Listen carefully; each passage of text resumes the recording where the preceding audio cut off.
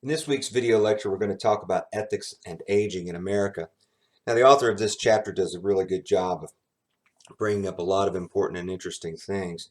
And I just want to add a little bit to that and point out some of the more important things for our class. First is the idea of palliative care. It's talked about at the beginning and throughout, and it's never explicitly defined, so I wanted to do that. But the fact of the matter is that many elderly people require palliative care. And that's defined as care that reduces pain and suffering of a patient without eliminating the cause. And there's a definition of palliative specialist on page 284 of the text. And this is um, for people who are at the end of life, have terminal illnesses, the infirm, elderly, and disabled people.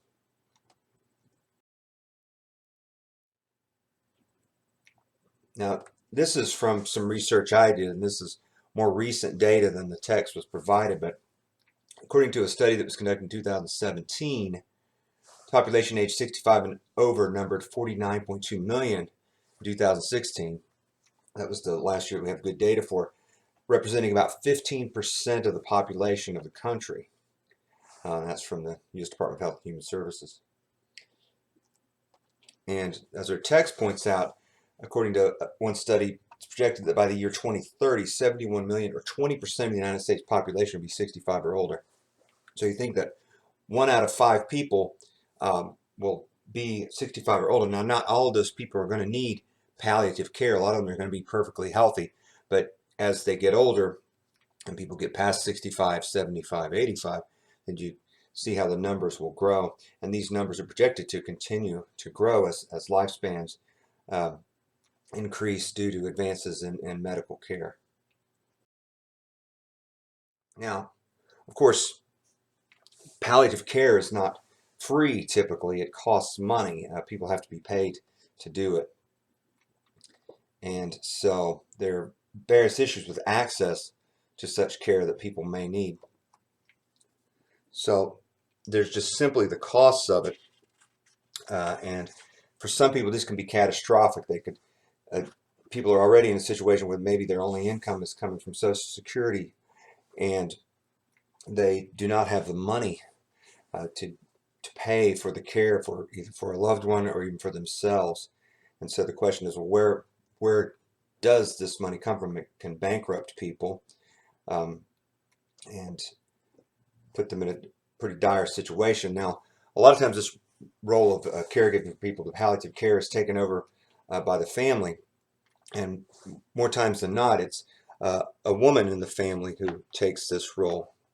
And maybe just that women traditionally have done this caregiving role, and perhaps as the future unfolds, more men will be taking over this role. But still, now it's mostly women. Of course, these women often have other family responsibilities and jobs of their own, and it becomes very difficult for them to be able to play this role as well. Now, private insurance can play a role, but most people cannot afford this kind of private insurance. It's people who are well above the average income who can afford actually private insurance that can pay for long-term palliative care. So where does this leave us? Well, there's the government perhaps to take over this role. And once people reach a certain level of income and assets, they may qualify for Medicaid, which was a program designed to help lower income people with their health care costs. And some people actually may go into palliative care paying for it themselves, but eventually spin down, as they say, until they have much less money than they started with, and they actually qualify for Medicaid at some point. Another thing that's common is people sheltering their assets in some way. This is often with people who have more money than average, but they, through use of certain accounts, and some are legal, some are illegal, but they hide their money so that they look poorer than they really technically are, so that they qualify for Medicaid to pay for this palliative care. And we could certainly consider the ethics of that, but it may be that the system itself needs to be reformed, and there's some discussion of that.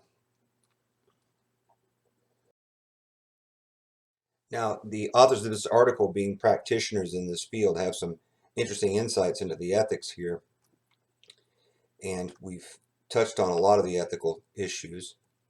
And there's an interesting quote from Pope Francis, and the actual context of that quote, he's talking about income inequality, the idea that, and well, the fact that there are a very small number of people who control most of the wealth of society, and most people have little to no material wealth. And so really the question of palliative care for the elderly and the aging population really is part of the bigger problem of poverty. So that's certainly something to consider from an ethical perspective. Now,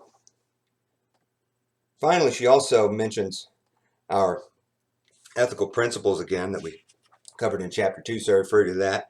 And she on page 99 discusses each of these and how these would relate to the care of the infirm elderly.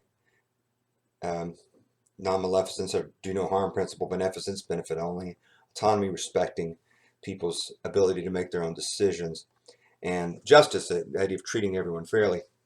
And maybe the last one, and probably the second one, as much touch on the idea of, well, how do we care for this aging population? Whose responsibility? Is it responsibilities only of the families?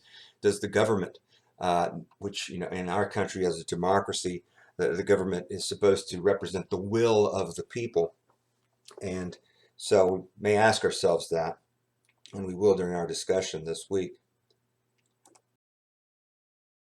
So that concludes our brief video lecture on ethics and aging in America. Cheers.